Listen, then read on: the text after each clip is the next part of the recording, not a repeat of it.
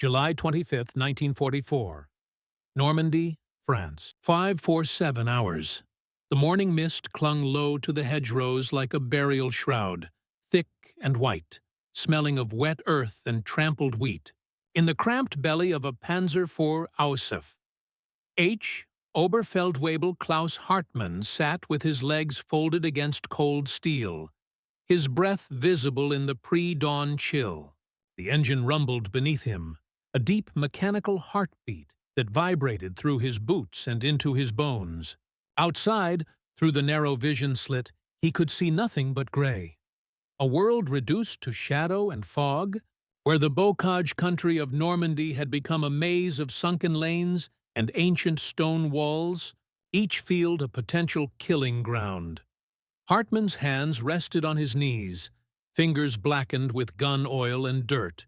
He was 26 years old, a veteran of the Eastern Front who had survived Kursk and the long retreat through Ukraine.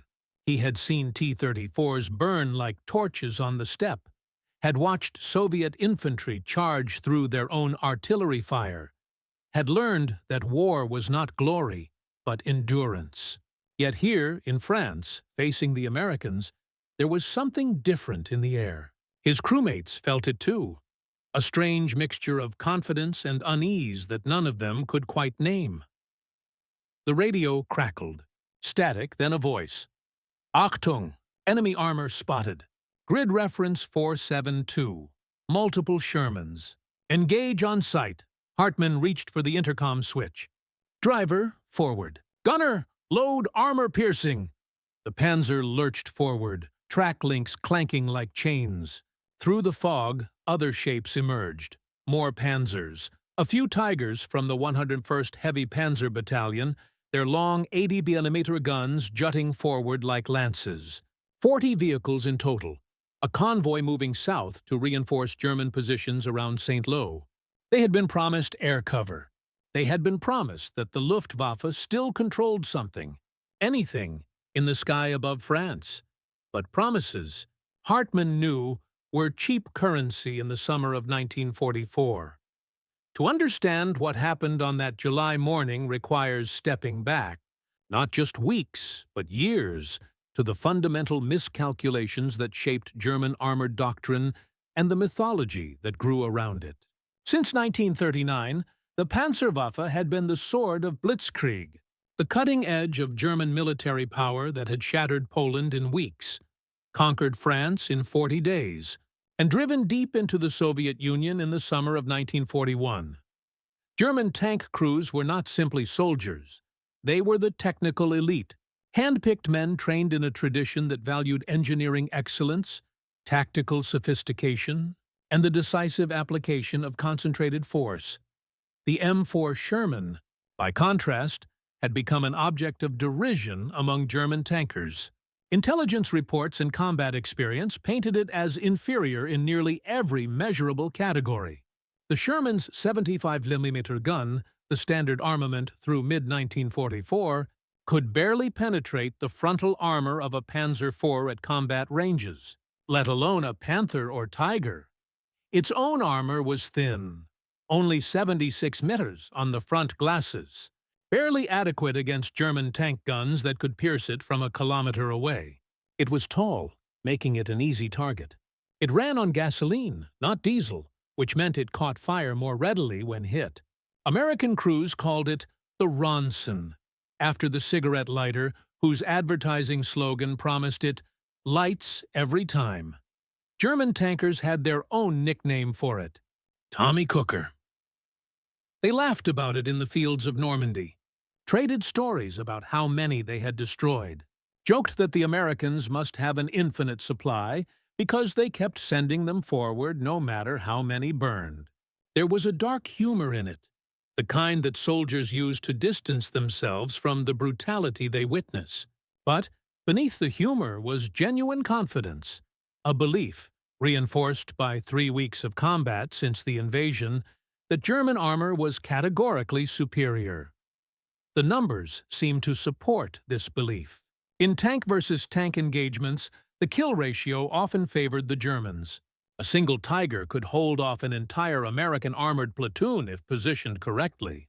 Panthers, with their sloped frontal armor and high-velocity 75mm guns, could destroy Shermans at ranges where the Sherman couldn't even effectively fight back.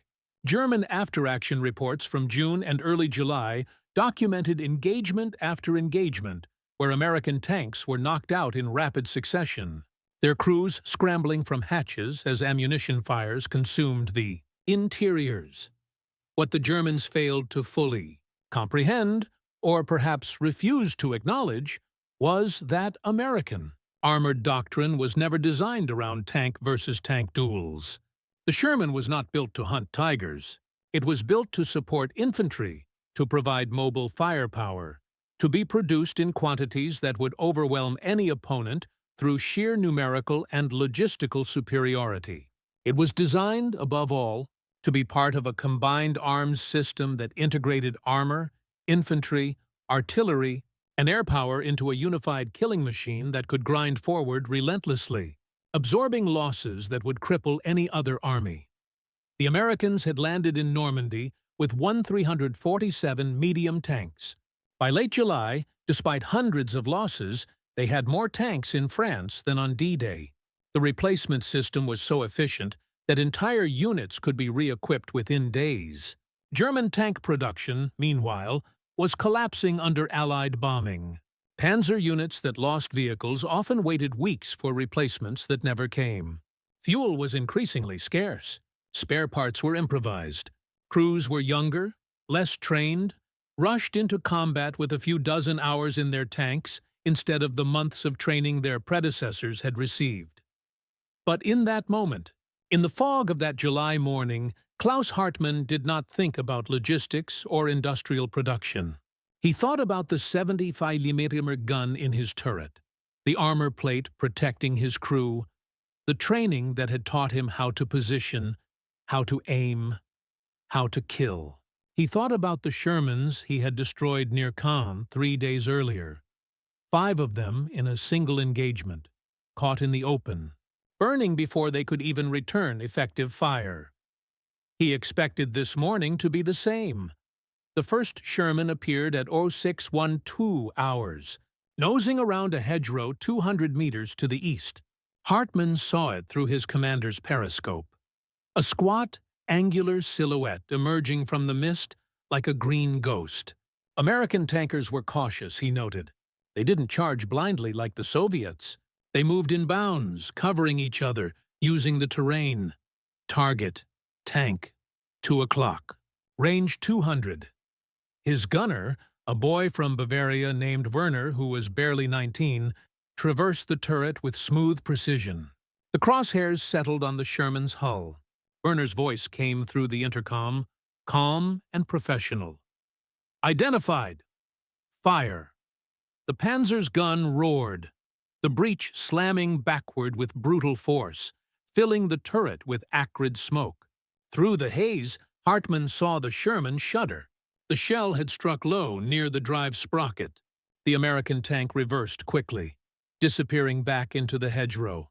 Not a kill, but a hit, enough to make them think twice. More Shermans appeared, spreading out, trying to flank.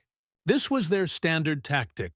Use numbers, coordinate fire, overwhelm through volume.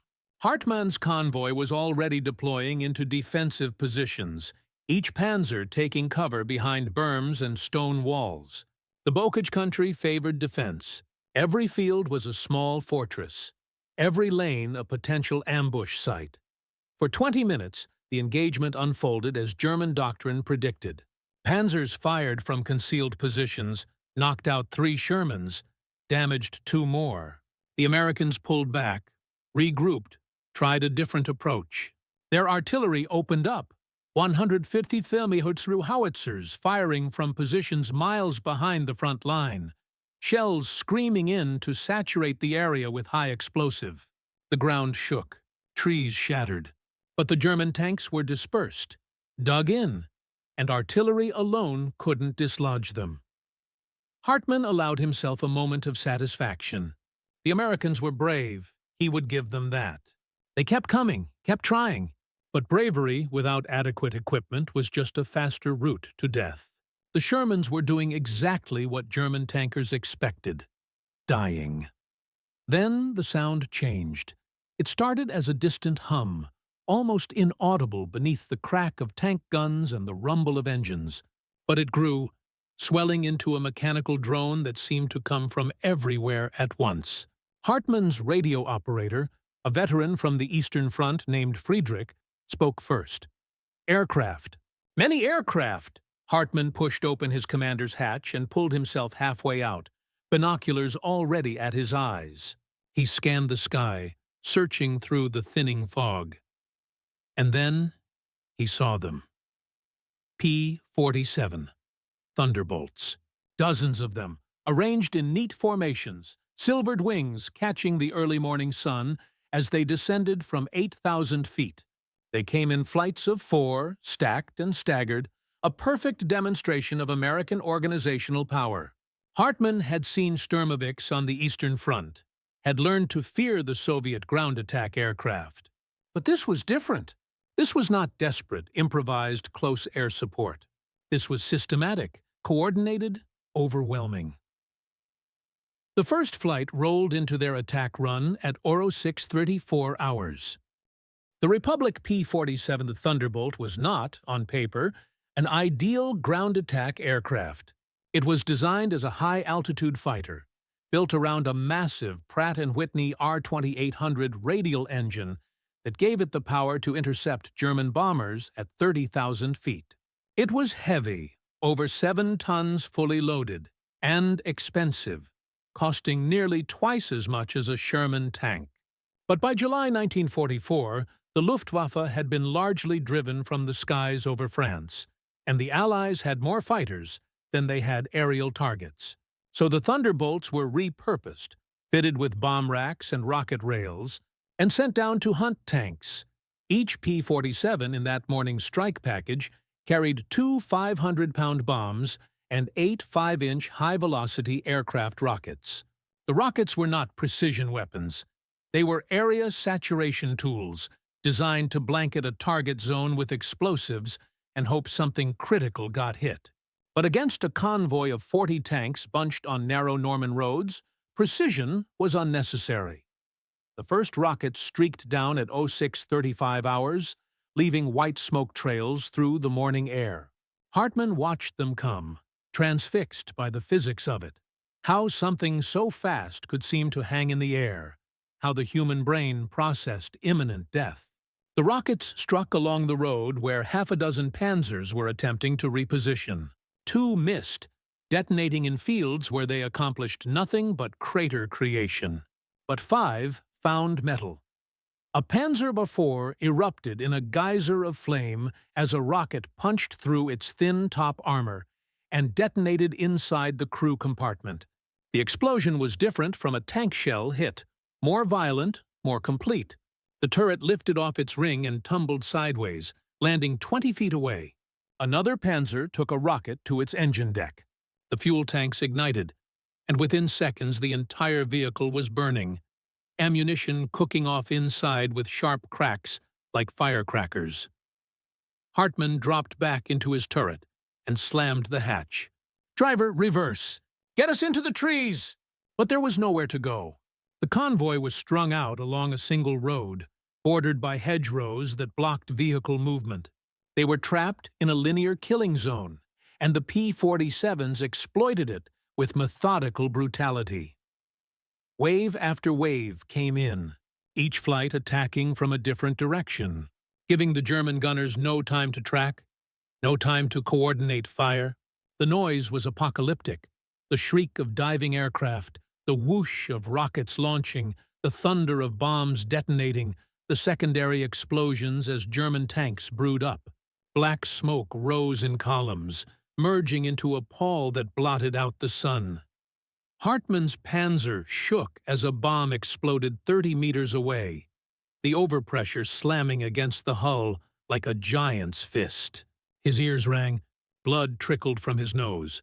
Through the vision slit, he saw a Tiger, one of the supposedly invincible Tigers, take a direct bomb hit on its turret. The 56-ton beast lurched sideways, track blown off, smoke pouring from every hatch. The American Shermans, which had pulled back during the initial engagement, now began to advance again. They moved cautiously, using the chaos of the air attack as cover, picking their way through the smoke and fire. They didn't need to hunt for German tanks. The P-47s were doing that for them. The Shermans simply had to secure the area, finish off cripples, capture ground.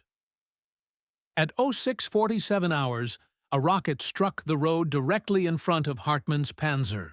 The explosion tore through the driver's compartment. Hartmann felt the floor lurch beneath him, heard his driver scream, a sound cut short with terrible finality. The engine coughed, sputtered, died. Smoke began to seep into the turret, acrid and choking. "Bail out! Bail out!" He grabbed Werner by the shoulder, shoved him toward the turret hatch. Friedrich was already climbing out of the radio operator's position. Hartmann hauled himself up and out, tumbling onto the rear deck of the Panzer, rolling off and hitting the ground hard enough to knock the wind from his lungs. Around him, the world had become hell. German tanks burned like offerings to some ancient war god. Men stumbled through smoke, uniforms on fire, faces blackened. The P-47s continued their runs, methodical and unhurried, as if they had all the time in the world, which Hartmann realized they did. There was no Luftwaffe coming to chase them off, no flak batteries to force them higher, just American pilots, well-fed and well-trained, flying aircraft that cost more than a German soldier would earn in a lifetime, dropping ordnance with the casual abundance that characterized everything about the American war machine. Hartmann ran. He didn't think about honor or duty or the Reich. He ran toward the tree line, toward cover, toward survival. Behind him, his Panzer, the vehicle he had commanded for 8 months, the steel box that had been his home and fortress, detonated as the ammunition finally cooked off. The explosion sent the turret spinning into the air, a tombstone for 4 men who had believed in superior German engineering. The attack lasted 18 minutes. By 0653 hours, the P-47s had expended their ordnance and climbed back to altitude, forming up for the return flight to their forward airfield. They left behind a tableau of destruction, so complete that it would be photographed extensively for intelligence purposes and later used in training films to demonstrate the effectiveness of tactical air support. Of the 40 German armored vehicles in the convoy, 34 were destroyed or damaged beyond repair. 18 were total losses, burned to skeletal wrecks. 16 more were mobility kills. Damaged tracks, destroyed engines, compromised running gear that made them immobile and thus tactically worthless. Only 6 vehicles managed to escape, withdrawing into the countryside where they hid beneath trees and waited for nightfall. The German casualties were severe but not total. Many crews had abandoned their vehicles and survived. But the psychological impact was absolute. Men who had served on the Eastern Front, who had faced Soviet tanks and artillery and infantry in quantities that dwarfed anything in the West, emerged from that morning fundamentally shaken. It was not the violence itself. Violence was familiar. It was the helplessness, the sense of being hunted from above with no ability to fight back, no tactic to employ, no doctrine to fall back on. American casualties for the engagement: 0. The Sherman crews had withdrawn at the first sign of German superiority in the tank duel. They had called in air support using radio systems that worked reliably, communicating with forward air controllers who could reach aircraft circling on station within minutes. The P-47s had arrived, done their work, and left. The Shermans then advanced and secured the objective: textbook combined arms warfare. For the Americans, this was not exceptional. This was routine. By late July 1944, the U.S. 9th Air Force was flying between 2,000 and 3,000 sorties per day over Normandy, weather permitting. Roughly a quarter of those were dedicated ground attack missions, directly supporting Army units in contact with German forces. The system was so refined that infantry companies could request airstrikes and receive them within 30 minutes. German units, by contrast, often waited days for Luftwaffe support that never materialized. The disparity was not about courage or even basic tactical competence. It was about systems, logistics, communication, industrial production, training capacity. The Americans had built a military machine that could integrate multiple combat arms seamlessly, that could replace losses faster than they occurred, that could project overwhelming force at the time and place of their choosing. The Germans had built an army around tactical excellence and technological sophistication. But those advantages meant nothing when they couldn't fuel their tanks, couldn't replace their losses, couldn't contest the airspace above their heads. Klaus Hartmann understood this as he crouched in a ditch 2 kilometers from the burning convoy, watching American Shermans roll past on the road. His ears still rang, his hands still shook. Werner sat beside him, silent, face streaked with tears and soot. Friedrich had not made it out, last seen trying to help the driver, consumed when the Panzer exploded. "They don't need better tanks," Werner whispered, voice hoarse. "They have everything else." Hartmann said nothing. What was there to say? That German engineering superiority was a myth when the other side could call down thunder from the sky? That tactical brilliance meant nothing when you were outnumbered 10-1 in every category that mattered? That the war was already lost, had been lost since the moment American industrial power fully mobilized, and everything since was just the slow, grinding process of Germany's destruction? He thought about the Shermans they had mocked, the Tommy Cookers with their inadequate guns and thin armor. He thought about how German tankers had sneered at American tactical doctrine, at their reliance on artillery and air power, as if those were signs of weakness rather than strength.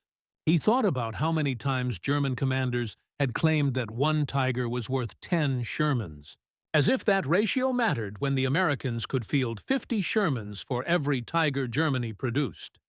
The Americans didn't fight fair. They didn't fight by the rules that German military tradition valued: individual skill, tactical virtuosity, technological excellence in single platforms. They fought with systems, with overwhelming material superiority, with the kind of coordinated combined arms warfare that German doctrine had invented, but that American industry had perfected and scaled to continental proportions. Above all, they fought with an abundance that was almost incomprehensible to a German soldier in 1944, abundance of fuel, of ammunition, of replacement vehicles, of food, of everything that an army needs to sustain itself.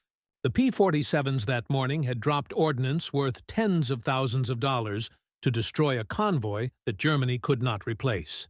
And tomorrow, those same aircraft would do it again. And the day after. And the day after that, because for the Americans, this was sustainable. This was normal. In the weeks that followed the July 25th engagement, similar scenes played out across Normandy with numbing regularity. German armored formations that had once dominated European battlefields found themselves hunted relentlessly from the air, their movements constrained to nighttime, their effectiveness degraded to a fraction of their paper strength. The panzer divisions that had been the pride of the Wehrmacht were ground down not primarily by Sherman tanks, but by the entire American military ecosystem, by the Jabos, the fighter bombers that German soldiers learned to fear more than any ground weapon, by artillery that could put down devastating concentrations of fire within minutes of being called, by logistics networks that ensured American units never went without fuel or ammunition, while German units scrounged and improvised. The Tiger and Panther tanks that had seemed so formidable in technical specifications became strategic liabilities. They were too heavy to cross many Norman bridges. They broke down frequently, and spare parts were non-existent. They consumed fuel at rates that Germany's collapsing petroleum industry couldn't sustain. A Tiger that could theoretically destroy 10 Shermans was useless if it ran out of fuel 50 kilometers from the front line, and had to be abandoned for lack of recovery vehicles. By August, during the Falaise Pocket encirclement, the German 7th Army lost approximately 344 tanks and assault guns, along with 2,147 other armored vehicles. Luftwaffe records indicate they managed perhaps 50 sorties in support during the critical period.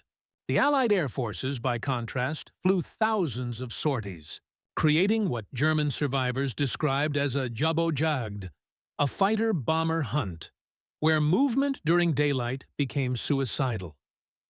The Sherman, for all its technical inferiority in one-on-one tank combat, proved to be exactly what was needed. It was reliable. It was maintainable. It was produced in quantities, over 49,000 by war's end, that made losses acceptable. Crews could be trained quickly because it was relatively simple to operate. And crucially, it was part of a system that ensured it rarely had to fight alone. Later analysis would show that roughly 60% of German tank losses in Normandy were due to air attack or mechanical failure, not enemy tanks. The much-vaunted Tiger had a combat availability rate below 60%, meaning that at any given time, nearly half of all Tigers were deadlined for maintenance. The Sherman, by contrast, maintained operational availability rates above 80% throughout the campaign. But these were statistics, numbers compiled by staff officers and military historians decades after the fact. For the men who lived through it, the reality was more visceral and more simple. German tankers learned to fear the sky more than anything on the ground. There exists a photograph, taken by an American combat cameraman on July 26, 1944, the day after Hartmann's convoy was destroyed. It shows a section of Norman Road, perhaps 200 meters long, where 11 German tanks sit in various states of destruction. Some are burned-out hulks, blackened skeletons of steel. Others look almost intact from certain angles, until you notice the holes punched through armor, the blown-off tracks, the turrets askew on their rings. What makes the photograph remarkable is not the destruction itself. Such images were common, but what appears in the foreground. A Sherman tank, one of the early M4A1 models with the 75 mm gun, sits at the edge of the frame. It is undamaged. Its crew stands beside it, eating K-rations, smoking cigarettes. One man is reading a letter from home. They are perhaps 30 meters from the nearest German wreck, but they pay it no attention. It is just scenery, just another morning in Normandy. The photograph was used in Stars and Stripes with a caption about American armored victories. It was fundamentally misleading. Those Shermans had not destroyed those panzers, but it captured a deeper truth. The Americans could afford to be casual about destruction of this magnitude. They could eat lunch beside burning German tanks because there would be more tanks, more bombs, more everything that war required. The abundance was psychological as much as material. German prisoners from the convoy, interrogated in the days following the attack, consistently mentioned this abundance as the most demoralizing aspect of combat in the West. It was not that American soldiers were better fighters. Most German veterans considered themselves tactically superior. It was that the Americans could afford to make mistakes, to take losses, to try again with fresh equipment and supplies. A German unit that lost half its tanks was combat ineffective for weeks. An American unit that lost half its tanks was re-equipped within days. One captured panzer commander, a lieutenant who had fought in North Africa and Russia, told his interrogators, "You don't fight us, you bury us. With steel, with bombs, with shells. It's not war. It's industrial murder." There was bitterness in the statement, the resentment of a craftsman watching his handiwork buried under mass production. But there was also recognition. The Americans had solved warfare the same way they had solved manufacturing, through standardization, through systems thinking, through the application of overwhelming material resources. The Sherman was not an excellent tank. It was an excellent system, optimized not for individual combat superiority, but for strategic effectiveness across an entire theater of war. Klaus Hartmann survived the war. He made it through Normandy, through the retreat across France, through the desperate fighting in the Ardennes during the Battle of the Bulge, where he commanded a Panther in conditions so chaotic that he later had difficulty separating memory from nightmare. He surrendered to American forces in April 1945, somewhere in southern Germany, the exact location lost in the chaos of the Reich's collapse. In the prisoner of war camp, he met other tankers, survivors from across the Eastern and Western fronts. They traded stories, compared experiences, tried to make sense of the catastrophe that had consumed them. The Eastern Front veterans spoke of battles involving thousands of tanks, of steppe warfare where visibility extended to the horizon, of Soviet formations that kept coming no matter how many you destroyed. The Western Front veterans spoke of air attacks, of endless artillery, of the sensation of being hunted by an enemy who seemed to have infinite resources. But when they spoke about which front was worse, where the fighting was most hopeless, many of the Western Front tankers pointed to a specific moment. Not a major battle, not a famous engagement, but those minutes when the fighter-bombers came, when the rockets streaked down, when you realized that all your training and all your technology and all your tactical skill meant nothing against an enemy who controlled the sky and could simply erase you from above. Years later, in the 1970s, when historians began seriously studying the Normandy campaign and interviewing survivors, Hartmann was asked about his experiences. He was an old man by then, running a small auto repair shop in Bavaria. His war injuries long since healed into aches and scars. He spoke carefully about those days, choosing his words with the precision of someone who had spent decades thinking about what it all meant. "We thought the Sherman was a joke," he said. "We laughed about it. Tommy Cooker, we called it. We counted how many we destroyed, kept score like it was a game. And then the aircraft came." He paused, looking out the window of his shop at the German cars parked outside. Mercedes, BMW, Volkswagen, the products of the economic miracle that had rebuilt Germany from rubble. We didn't understand. The Sherman wasn't supposed to fight us alone. It was just one part of a machine. And that machine, he shook his head, that machine was bigger than anything we had ever built. Bigger than we could imagine building. The Americans didn't need better tanks. They had something more important. They had everything. The legacy of that July morning, and the 1,000 engagements like it across Normandy and France and Germany, extends beyond tactical lessons and military history. It represents a fundamental shift in how modern warfare would be conducted, away from individual weapons platforms toward integrated systems, away from tactical excellence toward operational and strategic dominance through industrial and logistical superiority. The M4 Sherman served in American forces until the 1950s, fought in Korea, was exported to dozens of nations, and remained in some armies until the 1990s.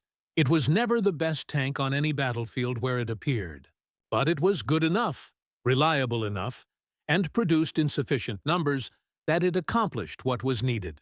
That, ultimately, was the American way of war.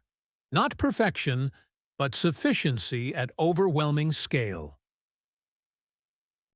The German tanks that opposed it, the Tigers and Panthers that live on in popular imagination as supreme engineering achievements, became museum pieces, symbols of a military philosophy that valued quality over quantity to such an extreme that it became self-defeating. They were remarkable machines. They were also symptoms of a strategic disease, a refusal to accept that modern warfare was about systems and resources, not just battlefield skill. On the fields of Normandy, now peaceful farmland where tourists come to walk among the hedgerows and visit museums, you can still find remnants, pieces of track embedded in embankments, shell casings worked up from the soil by decades of plowing. Occasionally, a farmer will unearth something larger, a tank engine, a transmission, the skeletal remains of vehicles destroyed so completely that they could not be recovered. These are not monuments. They are not preserved or protected. They are simply there, rusting slowly back into the earth, returning to the elements from which they were forged. The iron and steel and copper and aluminum, all the resources that went into building instruments of war, gradually transforming into minerals and soil, indistinguishable from the land itself. Perhaps that is fitting. The tanks, both German and American, were never really about the machines. They were about what those machines represented: different philosophies of war, different approaches to industrial production, different visions of how to apply national power.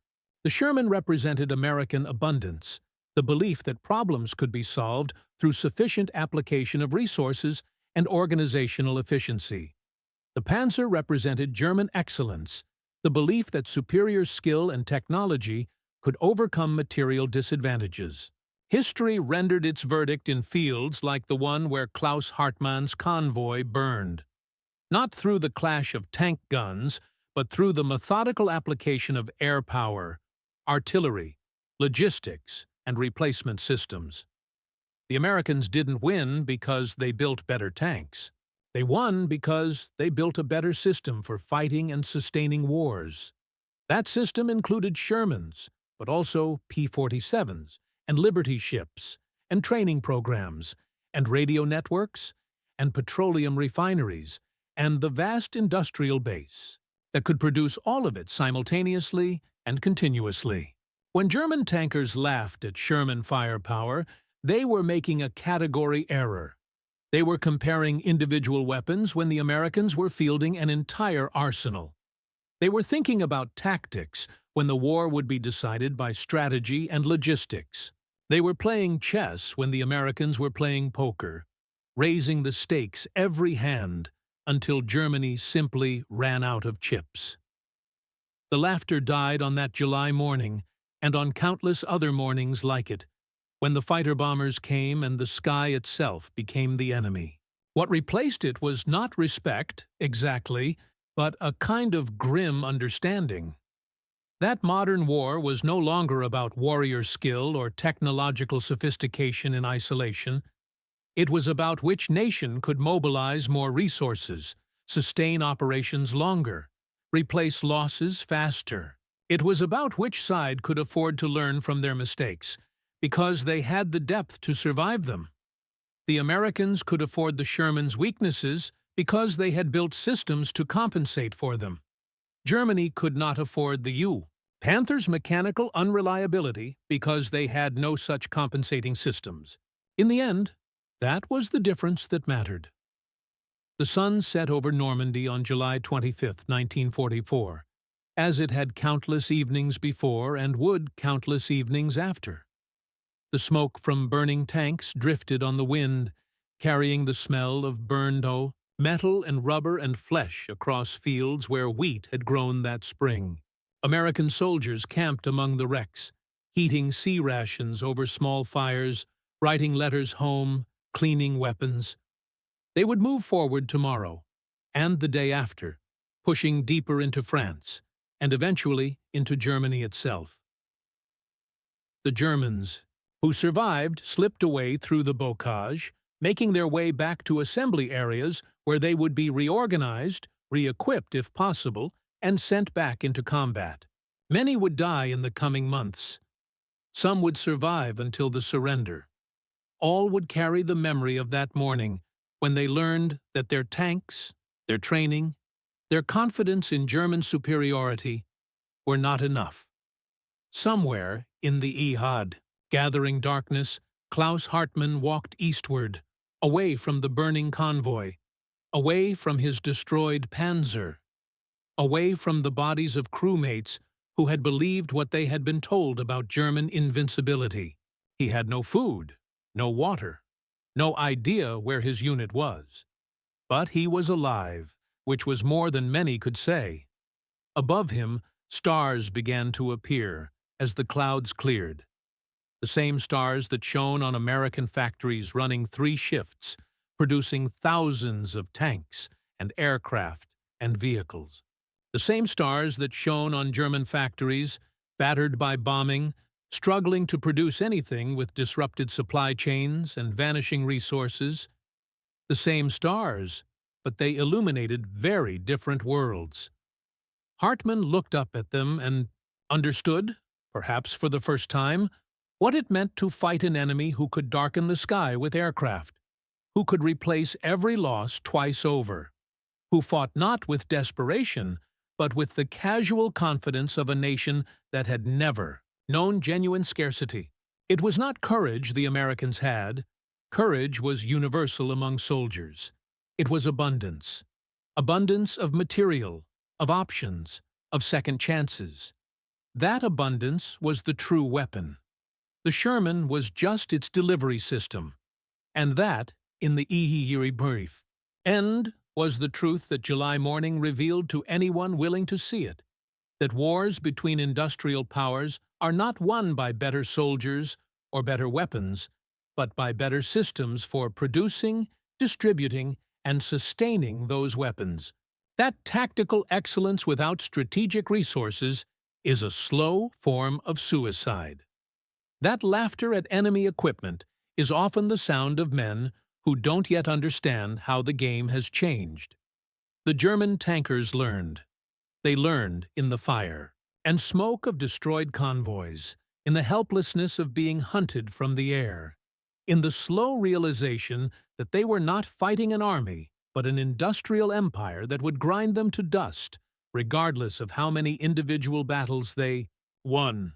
The lesson was paid for in blood and steel, in thousands of destroyed tanks on both sides, in the lives of young men who followed orders and did their duty and died without understanding the larger forces that had made their deaths inevitable. It was an expensive education, but thorough.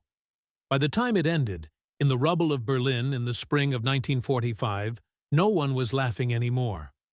The Shermans rolled forward, reliable and sufficient, part of a machine greater than themselves.